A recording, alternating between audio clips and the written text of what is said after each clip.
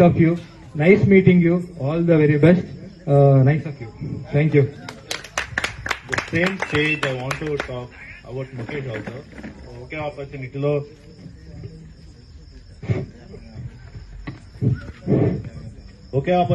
ఇద్దరం మా ఇద్దరికి స్క్రీన్ షేర్ చేసుకునే టైం చాలా తక్కువ వచ్చింది.